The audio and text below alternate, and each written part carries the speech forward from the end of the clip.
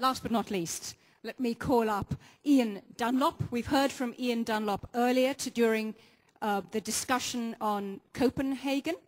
Ian's from Australia. He spent a lot of time on the other side of the fence, as it were, in the oil and gas industry, and coal industry, and he was part of the workshop focusing on how do you get clean energy to the poor? When will they join the table?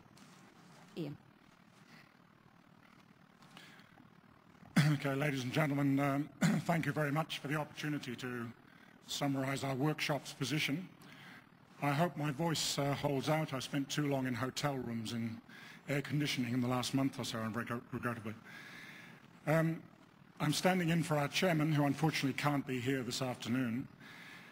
And we had a series of very complimentary papers, I think, to start off with. First, from the chairman on the work that the Energy and Resource Institute in India is doing on the sustainable energy for the poor, particularly focused on the ideas of Schumacher on appropriate technologies, not going for the very high technology solutions, but very much ones that work at a practical day-to-day level. Steve Papermaster from the US then gave a very interesting summary of what's going on in the US-China Clean Energy Cooperation Framework, where a lot of very practical work is happening on bringing the same sort of very practical solutions on the ground in a bottom-up sense, and making very big, very rapid change, I think, to the way in which a lot of Chinese communities are performing, not just in the rural context, but also in the rapid urbanization of China, which, of course, is one of the biggest problems for energy probably in the world. Sven Teske then gave us an excellent overview of the Greenpeace energy revolution work, the scenario concepts that are really looking at the way in which a renewable energy world could actually be developed in practice, and demonstrating, I think, very conclusively that a lot of the problems that are often associated with renewable energy, that it can't in fact provide the base load requirements we need, are in fact misleading, and you can indeed create a total energy framework within also a realistic time frame. Paul Engberg Pedersen then gave the benefit of his wide experience in terms of the way in which aid really operates in a day-to-day sense, and made I think, the very appropriate distinction between the poor who really are facing continuing multiple crises and are not able to take them one by one. They're really faced with a whole lot converging simultaneously. And those a little bit higher up the economic tree who in fact can separate the crises and tackle them sequentially. In the first case, I think he made the point that the only way to handle that is actually through aid. The market frameworks and commercial frameworks will not operate in those conditions. My own contribution was particularly in the context of the need to look at the integrated problem that Kumi was referring to in the previous session, that this is not just about climate change in isolation in its separate silo.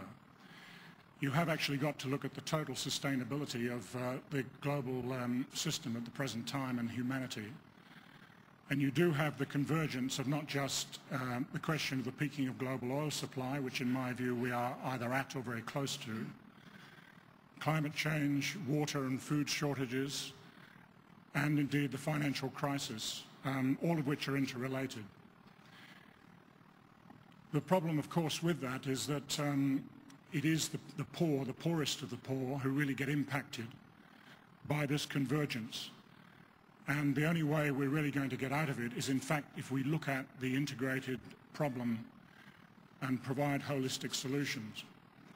Now, within that, whilst you have to look at the integrated problem, the individual solutions will vary depending on region and locality, and therefore have to be tailored to the particular circumstances. I think the the particularly important aspect of the range of discussions we had is the need for a combination of both bottom-up, very decentralised solutions where there really is identification and commitment with the local communities, and at the same time the overall top-down framework, policy framework, which provides for the types of support to enable that top-down, that bottom-up arrangement to actually function properly. I think we all agreed that in the context of the financing side of this, the money is not really the issue.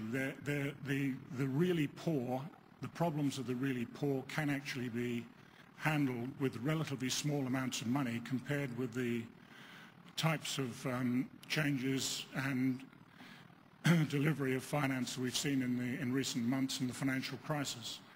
The problem, of course, is that this is a problem that hasn't been recognised. It's got really ignored in the overall macroeconomic, macropolitics debate of climate change, whereas it is actually one of the most pressing problems we have, because if we don't address the sustainable energy for the poorest of the poor, the problems of failed states, and all of the health and other issues I think that have been referred to already will only compound and will eventually reverberate on all of us. So I think the conclusions of where we got to is that the solutions are in fact available. The technology is fairly well defined. No doubt there will be a lot of other new technologies which may be relevant, which will enable the developing world and the poor to actually leapfrog the developed world if they're handled the right way. The really critical factor is that the convergence of the decline in potential energy or oil supply, which could possibly be of the order of 25 to 50% by 2030, combined with climate change, is really going to impact on the poor in an enormous way, and it only underlines the fact that there is a great urgency, a far greater urgency than I believe we're still recognising in these discussions, to get on and put in place realistic solutions. So we came back indeed to talking about the concept of an emergency approach and the whole concept of a war footing, which I think we've talked about earlier this afternoon. It's not a particularly good analogy, but it is actually the sort of change, that is the way, the sort of change, the transformation is going to be needed. The components are basically all there. It's now a matter of assembling the will to actually make it happen. And that way I think we will find the solution to sustainable energy for the poor. Thank you very much, and apologies for my voice.